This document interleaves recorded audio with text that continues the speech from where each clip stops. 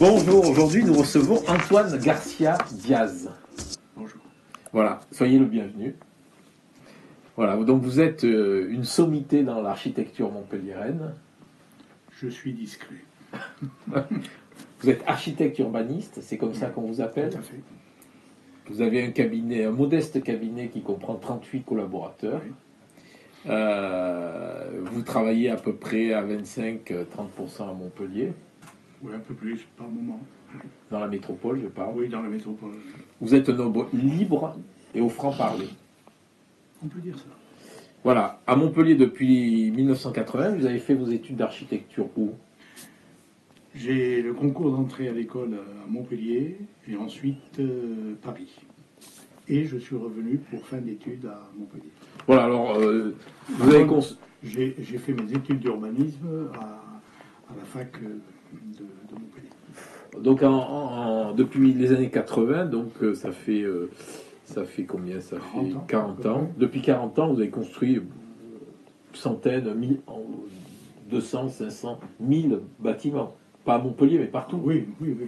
Voilà. Donc, entre autres, à Montpellier, vous avez fait, à Anticone, vous avez fait 8 bâtiments. 8, 9 bâtiments. Oui. Voilà, vous avez construit l'espace Pitot, Oui, qui s'effondre. oui. Il a 35 ans. Voilà. Et vous avez construit toutes les lignes de tramway de Montpellier aussi. C'est vrai. Voilà. Enfin, je suis l'architecte urbaniste qui participe à la réalisation de ces lignes. Il y a des bureaux d'études. Donc, vous avez 78 ans, vous êtes toujours actif, vous ne laissez pas la place. Et vous m'avez dit que vous arrêterez quand vous en aurez marre. Et pour l'instant, vous n'en avez pas marre. Ah, pas du tout. Voilà. Vous avez été aussi bénévole dans une association pour les enfants en difficulté. Je suis toujours bénévole. Voilà, vous êtes toujours. Oui, Et vous avez été aussi à la direction d'un club de foot à Latte. bien sûr. Vous aimez le dessin, les aquarelles Oui. et la navigation en haute mer. Tout à fait. Vous avez même doublé le Cap Horn, C'est vrai. ce qui est rare pour un Montpelliérain. Vous voyez que c'est une expérience exceptionnelle. Voilà, donc on va commencer comme nous faisons à chaque web TV, par la présentation du prochain numéro de La Glorieuse. D'accord. Voilà, donc à la une, recrutement d'un copain de fac judicieux ou erreur de casting, le fabuleux destin de François Villette. C'est ça notre une. Je Voilà. lirai ça. Ensuite, Hidalgo vient dans l'Hérault et rencontre les notables. Vous y serez peut-être? Non. Vous n'êtes pas un notable? Non. Ok. À 47 jours du premier tour, l'élection reine va-t-elle faire un bide? Une remarque là-dessus? Je suis assez décontenancé par ce qui se passe actuellement. C'est-à-dire? Cette préparation des élections les plus importantes, qui sont les élections pour la présidence de la République. Oui. J'arrive pas à bien comprendre ce qui se passe. Par rapport à quoi? Je ne sais pas, les grandes valeurs françaises semblent échapper aujourd'hui. Échapper au discours? Échapper plutôt au fond des actions que doivent mener les politiques. Je pense qu'il y a d'importantes problématiques qui arrivent dans notre beau pays. Et pour moi, ces problématiques-là ne sont pas réellement abordées. Moi, je suis un fils d'immigrés, il faut le dire. Ma langue française, la langue française, je l'ai appris en 3e position. Je suis espagnol d'origine. Oui. L'arabe a été ma 2e langue, le français ma 3e. Vous étiez en Algérie? Vous étiez en Algérie? Oui, tout à fait. Mon père était républicain espagnol. Il a été interné à Rivesaltes. Donc j'ai des récits assez durs. J'ai connu la guerre d'Algérie, ce qu'on a appelé la guerre d'Algérie, etc. Et ceci m'a donné un peu de recul et peut-être j'apprécie la réalité de certaines positions politiques. Et aujourd'hui, je suis totalement décontenancé par ce qui se passe. Voilà, on revient aussi sur nos amis écologistes. Là, le groupe a été remis sous tutelle et Coralie présente une facture de 12 000 euros. Et nous revenons aussi sur un hérolté célèbre, Étienne Fajon, figure emblématique du Parti communiste. Voilà, Antoine Garcia Diaz, expliquez-moi pourquoi Pitot s'effondre. Pitot s'effondre certainement parce qu'on a voulu mettre beaucoup de choses, un parking, une piscine, etc. etc. Et je n'ai pas été informé et je connais pas, je n'ai pas lu j'ai pas du tout d'informations techniques sur ce qui se passe. Parce que ça fait longtemps qu'on parle de ce parking Pitot, ça fait au moins 20 ans que... 20 ans, oui, tout plus même peut-être. Oui. Bon, là après, je n'ai pas eu accès au dossier technique sur le sujet. La piscine, c'était pas prévu au départ? Si, elle était prévue dans... C'est un concours qui a été lancé oui. Pour la réalisation de Pitot. Moi, j'ai été associé à un confrère new-yorkais, Richard Meyer. Oui, donc, je me souviens. Voilà, et donc bon, on a réalisé, ça a été construit. Il y a des bureaux d'études qui ont calculé les descentes de charges, etc. Et aujourd'hui, s'il y a des malformations qui font jour, ben, il faut voir l'origine. Et moi, je n'ai pas été informé là-dessus. D'accord. Bon, vous êtes aussi occupé, donc, que je disais tout à l'heure, là, des lignes de tram. Oui. Quelles sont les difficultés architecturales, en 2 mots, qu'on rencontre sur les lignes de tramway? Là, il y a une nouvelle ligne qui se met en place. Voilà. Enfin, moi, j'ai eu l'immense chance d'être lauréat de la première ligne de tramway pour toute la partie urbanisme, architecture, etc. Et pour moi, ça a été une expérience exceptionnelle. La première ligne de tramway... Pourquoi c'est une expérience exceptionnelle? Exceptionnelle parce que, qu'on le veuille ou non, une ligne de tramway transforme une ville. Et en particulier, la première ligne de tramway a transformé la ville de Montpellier pour la simple raison, c'est qu'elle a relié la Paillade, vous voyez, au centre-ville, etc. Et elle a traversé des quartiers, un ensemble de quartiers. Les grandes difficultés que l'on a eues sur la première ligne, c'est dans les parties centrales, l'Écusson, place de la Comédie, place de la Gare, etc., etc. Parce que là, on est... la première ligne de tramway a longé la voie SNCF, le quorum, etc., etc. Donc là, il y avait à la fois des difficultés techniques importantes et en même temps des problématiques urbaines également importantes. Pour ceux qui ne le savent pas, je signale que le lycée Joffre était totalement déconnecté de l'esplanade. Et grâce au tramway, on a fait une passerelle piétonne. Aujourd'hui, ça paraît naturel, mais à l'époque, il n'y avait rien. Et donc, tous ces éléments-là, il y avait un îlot totalement insalubre à côté du quorum qui a été démoli, etc. Donc, vraiment, la première ligne a permis de transformer durablement la ville. Et puis, un tramway amène quand même des facilités en termes de déplacement qui sont tout de même appréciables dans la vie de tous les jours. D'un point de vue architectural, comment qualifier Montpellier? C'est une ville qui a poussé vite, ce n'est pas rien de passer de la 17 ou 18e place à la 6e, à la 7e, 6e place en termes de poids de population, etc., etc. C'est une transformation très, très importante. Elle a bénéficié de visions urbanistiques intéressantes. La première vision avait été de déplacer l'université qui était dans le centre-ville, tout de même, de la déplacer vers le nord. La deuxième vision a été de dire la ville se développe vers le nord avec les universités, etc. Attention, il y a tout l'Est qui doit être également aménagé. Et cette poussée Antigone procède de cette volonté de rééquilibrer la ville vers l'Est, dompter le Lèze. Il faut dire que dans les années 70-80, autour du Lèze, on ne pouvait pas vivre. C'était insalubre. Et puis il y avait des débordements du Lèze qui c'était extrêmement dangereux. Donc vous voyez, il y a ce rééquilibrage. Et aujourd'hui, M. Michael Delafosse a lancé Med Valley, qui est de revenir à un nouvel équilibrage vers le nord.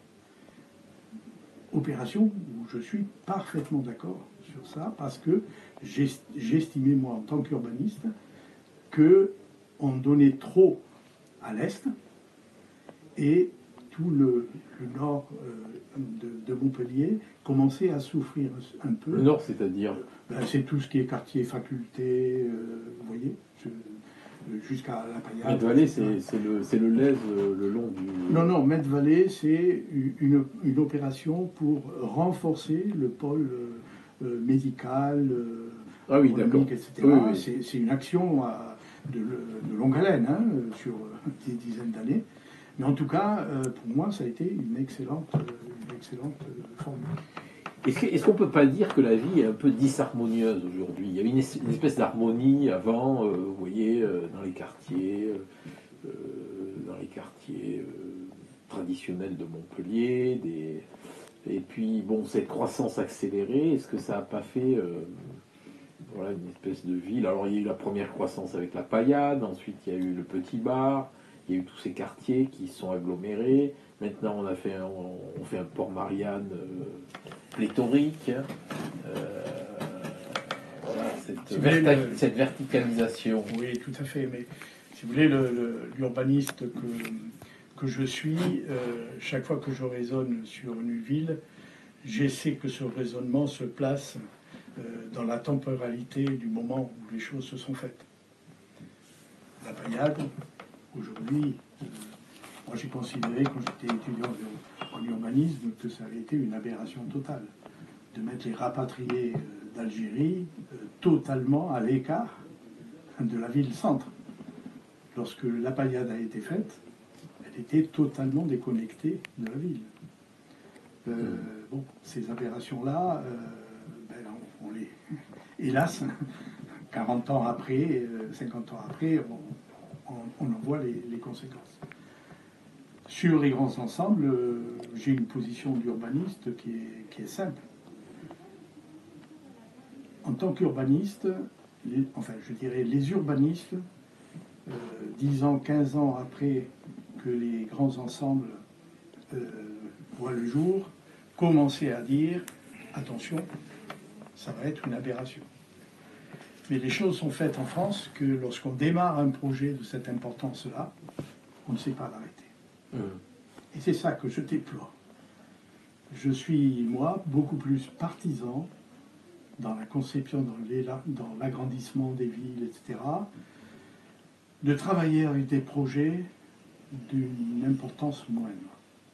Et parce que ça permet d'analyser les erreurs et de dire, bon, stop, on va dans le mauvais sens. Est-ce que l'annonce d'une nouvelle folie est-elle une folie? Non. Pour moi, c'est pas une folie, c'est pas une nouvelle folie. Toutes les villes ont besoin d'éléments de reconnaissance. Vous savez, on s'extasie devant des cathédrales magnifiques ou devant des projets architecturaux magnifiques, etc. Qu'il y ait une dizaine de folies à Montpellier, sur un territoire montpelliérain, moi ça ne me dérange pas. Ce qui me dérange, et je vais être très clair sur le sujet, c'est que on mette l'image au-dessus de tout. Et on se préoccupe moins des gens qui vont habiter à l'intérieur. En d'autres termes, pour moi, une folie serait quelque chose d'exceptionnel si la forme architecturale, extraordinaire, etc., s'accommodait et était de la même qualité que la qualité des logements qui étaient à l'intérieur. Et hélas, je m'aperçois que ce n'est pas tout à fait le cas dans l'architecture contemporaine actuelle. Est-ce que vous êtes fan du nouveau quartier Saint-Roch? Je ne suis pas, enfin, je ne voudrais pas trop me prononcer sur les qualités architecturales des choses. Enfin, la conception urbanistique. S'il y avait un quartier où il fallait faire de la densité, c'est bien là. Sur ce point-là, je suis parfaitement d'accord. Parce que c'est un quartier central, il y avait une gare. Vous voyez, vous parlez, pardon, de Saint-Roch, du nouveau Saint-Roch? Du nouveau Saint-Roch, oui. Mais c'est à côté de la gare Saint-Roch. Voilà, mais je suis d'accord sur je confirme ce que je dis. S'il fallait faire de la verticalité, etc., c'est bien là. C'est bien de la densité qu'il faut à cet endroit-là. Les hérésies architecturales à Montpellier, c'est quoi? Les hérésies architecturales, c'est peut-être comment dire, de croire qu'une façade qui fait un jour, 20 ans après, ce sera la même chose. Je suis contre l'architecture spectacle, honnêtement. D'accord. Mais en tant qu'architecte. Est-ce que vous êtes d'accord avec cette affirmation que les centres-villes se ghettoisent? Oui, il y a un peu de ça. Mais j'ai fait une thèse sur le centre-ville de Montpellier. Il y a combien de temps? Quand j'étais... Quand vous étiez étudiant, il y a 50 ans? Il y a 45 ans. Il y a 45 ans. 45 ans, etc. Si vous voulez, les centres-villes ont des cycles. Et l'important, je pense, pour une collectivité, c'est d'essayer d'entrevoir, lorsque un cycle donne de bons résultats, d'essayer de le garder le plus longtemps possible et éviter que très vite la courbe ne redescende. Parce que les centres-villes, une ville, et plus qu'une ville en général, les centres-villes, c'est le reflet d'une société, il faut le savoir. Et c'est comme ça qu'il faut raisonner aussi la ville. On dit il y a le centre-ville, il y a trop de bruit maintenant, etc. On dit il y a des commerces qui sont bons, etc. Oui, mais ça, c'est pas le centre-ville qui génère ça. C'est en fait une société. Et souvent... les urbanistes, ils contribuent aussi à ça. Ils contribuent à modeler l'espace. Oui, à modeler l'espace, mais l'urbaniste, hélas, intervient difficilement sur l'évolution de la société quand même. La société évolue à un rythme qui dépasse largement les urbanistes. Quand la municipalité rachète d'abord au Jeu de Paume, ensuite vers Gambetta, il y a une volonté de modeler l'urbanisme, de changer l'urbanisme, de changer l'action qui a été faite sur la rue du Kourou, par exemple, des choses comme ça. Oui. Là, c'est effectivement des actions. Une municipalité peut peser là-dessus. Une municipalité peut mettre beaucoup d'argent pour aider la rénovation des façades, etc. etc. Après, il y a les conditions de vie. En d'autres termes, de l'argent mis sur des façades, ça fait beau pour le tourisme, mais ensuite, il y a les conditions réelles de vie des gens qui habitent les centres-villes. Ça, c'est une autre affaire. Est-ce que, en qualité d'architecte, vous comprenez qu'à Montpellier, aujourd'hui, à vélo, on dépasse les autos? Oui, c'est assez étrange. Mais, comment dire, j'ai beaucoup lu, et en particulier vous avez fait des articles sur ces questions concernant les pistes cyclables, les vitesses, etc. etc. Je ne sais pas si je le vivrai, mais ces actions-là, on peut difficilement les juger dans l'immédiateté. Je vais dire les choses peut-être autrement. Une ville, si à un moment donné, Café Georges Frêche, à un moment donné, Antigone, ça paraissait aberrant, à un moment donné. Antigone, aller vers le Lez, etc., ça s'est fait. Ça a introduit au niveau de la ville un certain dynamisme, etc. Le fait de limiter les vitesses, de promouvoir les vélos, etc., ça peut apparaître comme quelque chose un peu mode. Je suis allé étudier ces phénomènes-là dans les pays du Nord. Ça fonctionne pas mal tout de même. Mais il a fallu 30 ans pour que ça devienne quelque chose qui rentre bien dans les mœurs, etc. Donc, mais si en même temps on dit attention, si on prend des mesures comme ça, il va y avoir des revers politiques et autres, on ne fera rien dans les villes. Donc je suis, moi, partisan qu'il y ait des mesures qui se prennent, même si elles sont compliquées, sur un an, 2 ans, 3 ans, mais de voir si ces mesures-là ne vont pas être bénéfiques sur une dizaine d'années. Oui. Donc, pour dire les choses autrement, moi je ne juge pas maintenant, j'attends. D'accord. Alors, bon, dans l'histoire de l'architecture, je ne vais pas faire l'histoire de l'architecture là, mais bon, il y a eu les Romains, bon, voilà, on est dans un paysage assez romanisé quand même ici. Ensuite, il y a eu, dans le centre-ville de Montpellier, il y a eu une espèce de période un peu haussmanne, il y a eu des villas. Très peu d'haussmann. Ouais, très peu. Très peu. Un petit peu quand même, ils ont essayé de remodeler la ville à une époque. Voilà, il y avait une espèce d'harmonie et tout, de cohérence, la place de la Comédie, vous voyez ce que je veux dire. Voilà, la rue Foch, voilà. Et puis, aujourd'hui, il y a une espèce de rupture esthétique, on construit à droite et à gauche, on pose des trucs...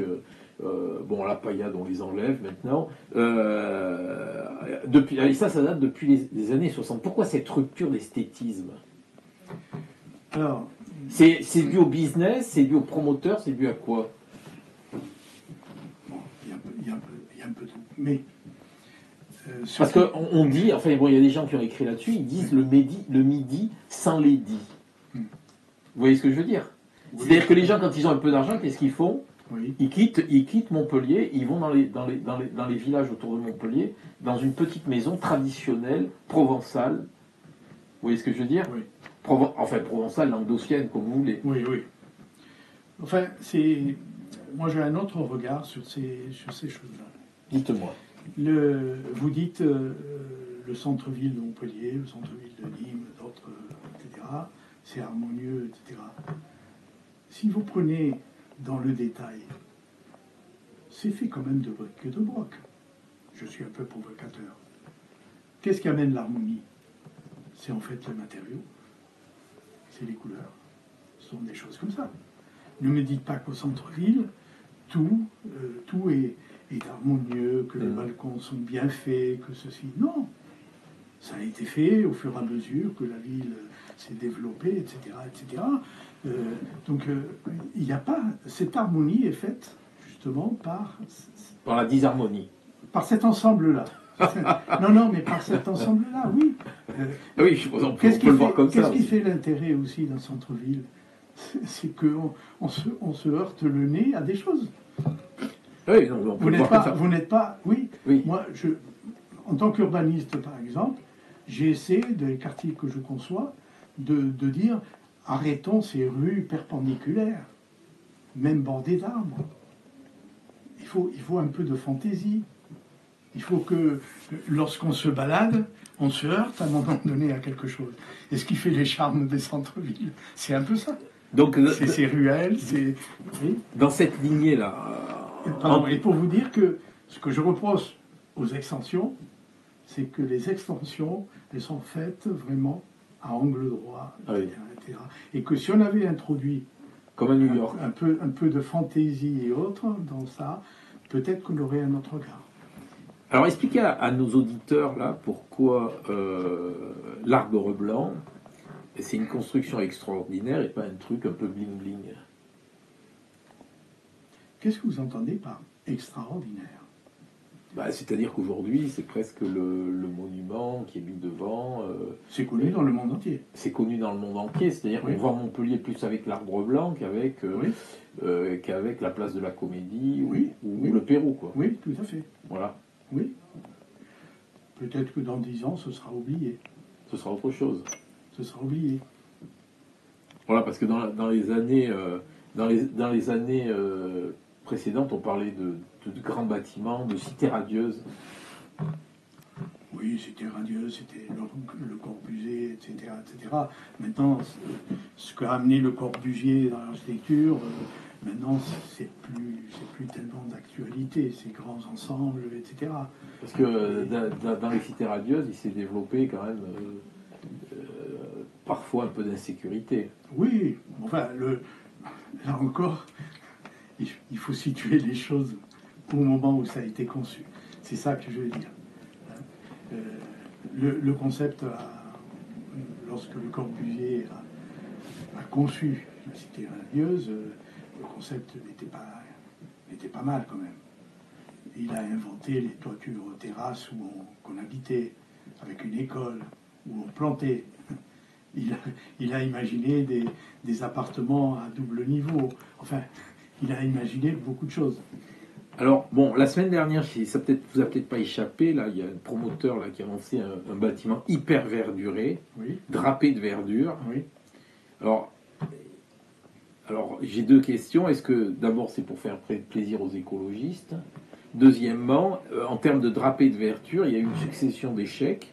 Le mur de serre du zoo, les berges du Lez, là, les oui, c'est François. Le bâtiment, oui. Et puis le mur végétalisé d'un immeuble aux Sabines. Est-ce que celui-là, il a une chance de fonctionner?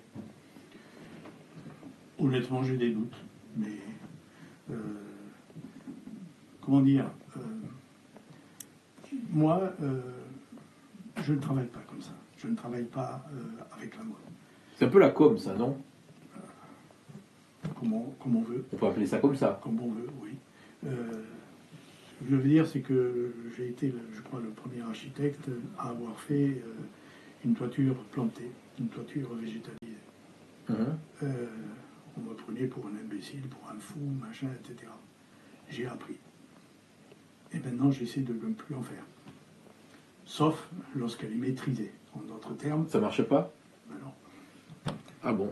Je ne savais pas.